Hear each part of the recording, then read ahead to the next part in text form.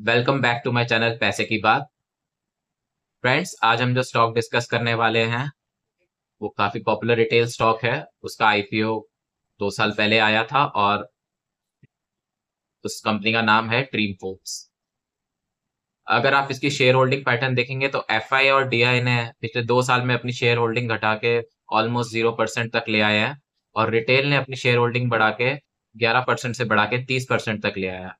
Promoter ने भी अपनी शेयर होल्डिंग 67% से घटा के 65% तक आ गया है। तो आइए शुरू करते हैं स्टॉक पे चर्चा मेरे साथ इन पैसे की बात। फ्रेंड्स, ये ड्रीम फोक्स काम करती क्या है, पहले इसका बिजनेस मॉडल समझ लेते हैं। देखिए, आप किसी भी बैंक का क्रेडिट कार्ड यूज करते होंगे और अगर आप एयरपोर्ट पे जाएं तो एयरपोर्ट पे जो लॉन्ज होते हैं जहां आप उनके वहां से आप मील्स ले सकते हैं, रेस्ट कर सकते हैं, वहां की जो सर्विसेज है वो अवेल कर सकते हैं। तो अगर आपके पास मान लीजिए लेट से एचडीएफसी बैंक का क्रेडिट कार्ड है और आप लॉन्च पे गए, आपने कहा कि भाई मेरे पास एचडीएफसी बैंक का क्रेडिट कार्ड है, मुझे लॉन्च एक्सेस दिया जाए क्योंकि मेरे क्रेडिट कार्ड में ये दे रखा है कि मेरे को लॉन्च एक्सेस मैं एक क्वार्टर में एक बार कर सकता हूँ। तो जो लॉन्च वाला जो भी ओनर होगा वो जो आपका क्रेडिट कार्ड को यूज करके जो आपको एक्सेस देगा, वो जो टेक्नोलॉजी बैकएंड में वर्क करती है वो ड्रीम फोक्स देता है। तो मान लीजिए अगर लॉन्च वाले के साथ इनका एग्रीमेंट होता है ड्रीम फोक्स वालों का कि ये 100 रुपए में लॉन्च वाले को देंगे अगर इनका लॉन्च का एक्सेस होगा, तो ये 115 रुपए चार्ज करते हैं। तो जो 15 रुपए एक्स्ट्रा ये चार्ज करते हैं यही इनकी कमाई है।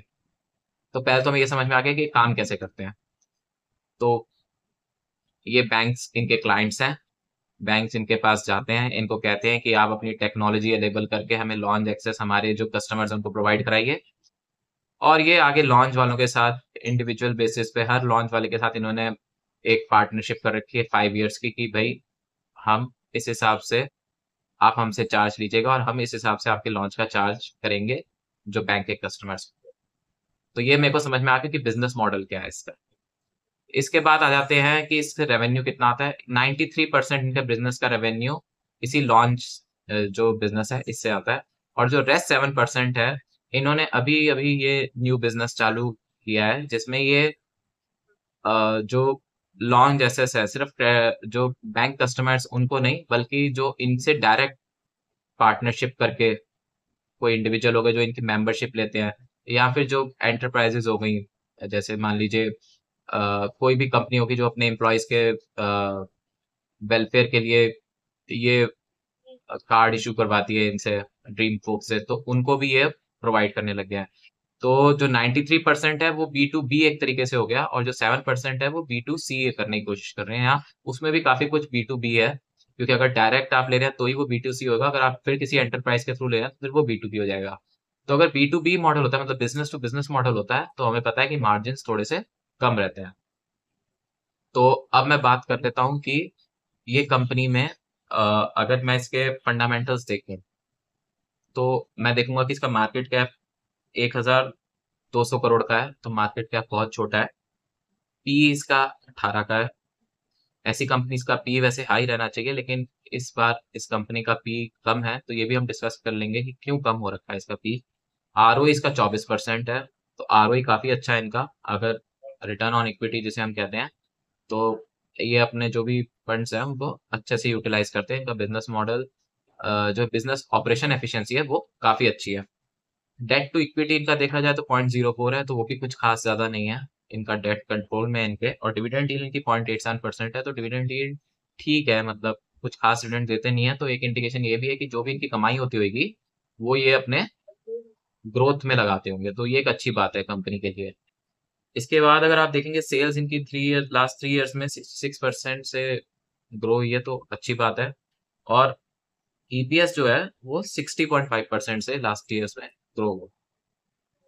अब अगर आप देखेंगे कि ये स्टॉक जो है चला नहीं, बल्कि इसने मेरे ख्याल से 500-600 का हाई भी मारा था, उसके बाद ये अभी 220-230 पे चल रहा है।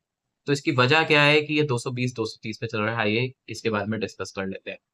सबसे पहले तो इनका जो 93% जो लॉन्च का बिजनेस है वो बहुत ही डिपेंडेंट है बैंक्स के ऊपर, जो इनके कस्टमर्स हैं एक तरीके से। अगर किसी भी वजह से बैंक्स ने अगर ये जो पार्टनरशिप है ये कैंसिल कर दी, तो इनका 93% ऑफ रेवेन्यू पे बहुत ज्यादा इफेक्ट पड़ेगा।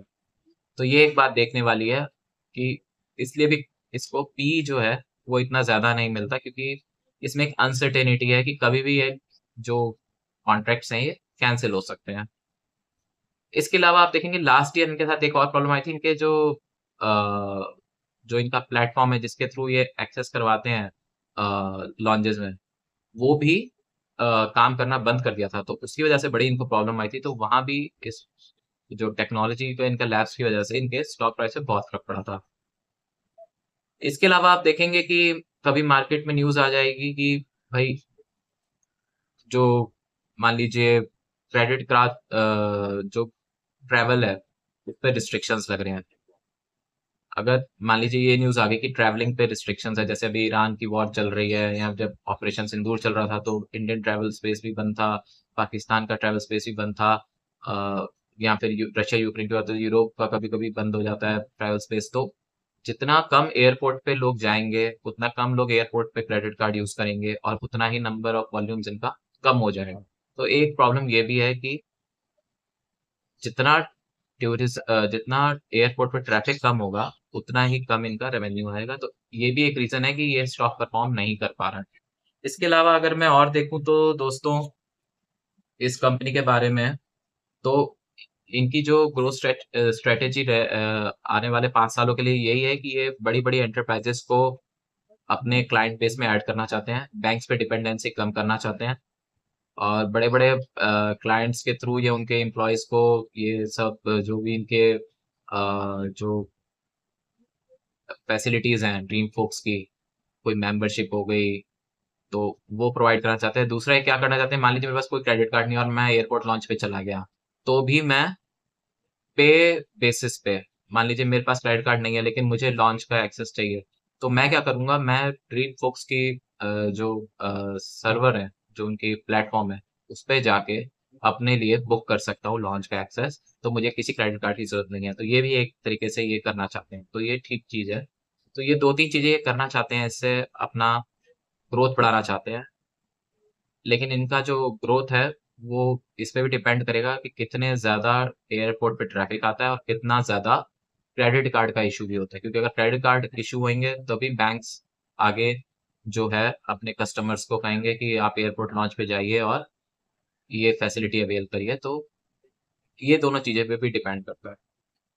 तो ये सब आपको देखना है स्टॉक में कि ग्रोथ आ सकता है कि नहीं आ सकता है स्टॉक में। स्टॉक की वैल्यूएशंस तो बहुत चीप हो गई हैं, लेकिन अक्सर क्या होता है कि चीप वैल्यू वाला स्टॉक हमेशा चीप ही रह जाता है, क्योंकि मार्केट को पहले से ही प्रिडिक्ट हो जाता है कि इसका बिजनेस मॉडल कितना अच्छा चलेगा कि नहीं चलेगा, उसमें ग्रोथ आएगी कि नहीं आएगी। आप इस स्टॉक में देख सकते हैं कि आरओई 23% का है, लेकिन ग्रोथ का है वो नहीं पता चल रहा। जब तक ग्रोथ की सर्टेनिटी नहीं होगी तब तक प्राइस भी उस तरीके से बिहेव नहीं करेगा। आशा करता हूँ आपको ये वीडियो पसंद आया होगा। अगर पसंद आया तो अपने फ्रेंड्स के साथ ये जरूर शेयर कीजिएगा, और लाइक शेयर सब्सक्राइब जरूर कीजिएगा। धन्यवाद।